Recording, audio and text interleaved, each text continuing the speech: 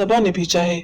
अगरचे ये वाकया आज से 10 साल पुराना है, जब सबा खुद स्कूल में पढ़ती थी। सबा 7वीं जमात की तालिबा थी। जब सबा 7वीं क्लास में पढ़ती थी तो तब 4थी मंजिल पर मैट्रिक की जमातें पढ़ाई किया करती थी। मैट्रिक को इसलिए 4थी मंजिल दी गई थी ताकि वो खामोशी से अपनी पढ़ाई जारी रख सके।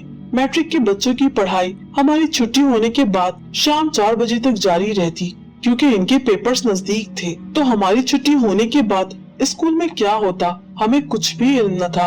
इन्हीं दिनों हमारे सालाना पेपर हो गए और हमें छुट्टियां हो गयी। जब हम 1 माह की छुट्टियों के बाद नई क्लासों में दोबारा से गए तो तब तक मैट्रिक के बच्चों को तीसरी मंजिल में शिफ्ट कर दिया गया और 4थी मंजिल को मुकम्मल तौर पर खाली करके बंद कर दिया गया था।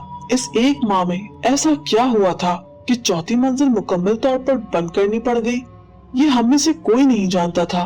खैर, मैं अब 8वीं जमात में थी और मुझे भी अब अच्छी तरीके से मेहनत करनी थी, तो मैंने इन फजूल बातों से अपना ध्यान हटाया और पढ़ाई की तरफ अपना जहन लगा लिया। मेरी क्लास की बच्चियां बैठकर बातें करती कि स्कूल में कुछ न कुछ जरूर हुआ है जो 4थी मंजिल को मुकम्मल तौर पर बंद कर दिया गया है। मैं इन बातों पर कान न धरती, क्योंकि मैं खुद इन चीजों से खौफजदा थी। मैं अगर कोई खौफनाक बात सुन लेती तो मुझे रातों को नींद न आती थी, इसलिए इनकी बातों पर बिल्कुल तवज्जो न दी। कभी कोई लड़की ये बात कर रही होती कि मैट्रिक की फलां टीचर को स्कूल से निकाल दिया गया है क्योंकि इन्होंने मैट्रिक की बच्ची को मारा था। कभी कोई लड़की ये कहती कि 4थी मंजिल से बड़ी भयानक आवाजें आती हैं। दरअसल ये सब बातें लड़कियों की खुद ही फैलाई हुई थी, इसलिए हम इनको सच ना मानते और हंसी में बात टाल देते। जैसे तैसे करके ये 1 साल भी गुजर गया और अब कि मेरे अच्छे नंबर आए और मुझे 9वीं जमात में प्रमोट कर दिया। मैंने साइंस को मुंतखब किया। अब मैं भी बाकी 9वीं और 10वीं की बच्चियों की तरह शाम को 4 बजे तक स्कूल में पढ़ाई करती और फिर घर जाती।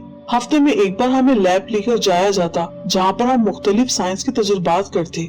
यहाँ हमारी लैब की टीचर से बहुत ज्यादा हंसी मजाक होने लगा। मैं अपनी कुछ दोस्तों के साथ ब्रेक टाइम में भी लैब की टीचर के पास वक्त गुजारने लगी। हम टीचर से अपनी भी बातें करते और टीचर भी हमें अपनी बातें बताती। एक दिन बातों ही बातों में मेरी एक सहेली ने टीचर से पूछ लिया कि आखिर वो क्या मामला था जब हमारी एक टीचर को स्कूल से भी निकाल दिया गया। क्या वाकई में एक लड़की को मारा गया था?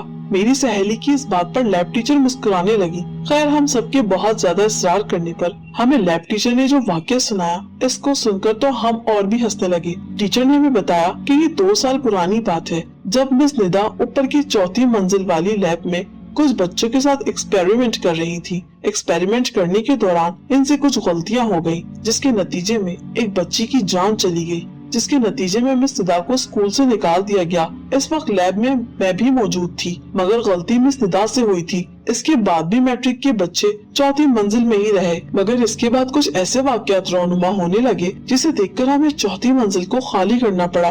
कभी स्कूल में 4थी मंजिल की लाइटें ऑन ऑफ होना शुरू हो जाती, कभी ब्लैक बोर्ड पर कोई चौक से खुद ही लिख देता।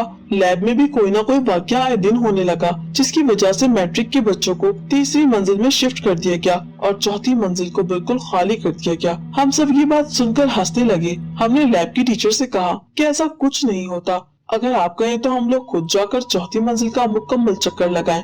लैब की टीचर ने हमें बहुत मना किया, लेकिन हम फिर भी बाज न आए। हम सब सहेलियों ने प्लान किया कि आज छुट्टी के बाद 4थी मंजिल पर जाएंगे और देखेंगे कि आखिर वहाँ ऐसा है क्या, और मजाक ही मजाक में 4थी मंजिल में चले भी गए। जब हम 4थी मंजिल पर गए तो हम ये देखकर हैरान रह गए कि वो मंजिल बिल्कुल साफ सुथरी थी। हम सब सहेलियां ये बातें करने लगी कि 4थी मंजिल पर तो कोई आता ही नहीं, तो इतनी सफाई कैसे है। खैर, हम सब सहेलियां लैब की तरफ बढ़ने लगी जो 4थी मंजिल पर थी। लैब भी अंदर से मुकम्मल तौर पर साफ थी। लैब की खिड़की का एक शीशा टूटा हुआ था, जिसकी मदद से हम अंदर झांक पाए। मेरी एक सहेली ने इस खिड़की के टूटे शीशे से दरवाजा खोलने की कोशिश की कि हम अंदर जा सके, तो एकदम से लैब की लाइटें कभी जलती तो कभी बुझ जाती। फिर अचानक एकदम से हमें लैब में एक साया अपने करीब आता महसूस हुआ और साथ ही इतनी भयानक आवाज हमारे कानों में पड़ी। इस आवाज ने हमें करीब आके कहा कि जितनी जल्दी हो सके यहाँ से चले जाओ, वरना इसके बाद जो कुछ होगा इसके जिम्मेदार तुम खुद होगे। इस भयानक आवाज का सुनना था कि हम सब सहेलियों ने नीचे को दौड़ लगा दी। छुट्टी का वक्त था, इसलिए हम अपने बैग उठाए और घरों को आ गए। इस भयानक आवाज और इस साए को देखकर हम सब सहेलियों को बुखार हो चुका था। हम सब सहेलियां करीब 3 दिन तक स्कूल न आ सकी। हमारी लैब की टीचर जान चुकी थी कि हमारे साथ क्या हुआ है। जब हम चौथे दिन स्कूल पहुँचे तो हमारी लैब की टीचर ने हमसे सारा वाक्य सुना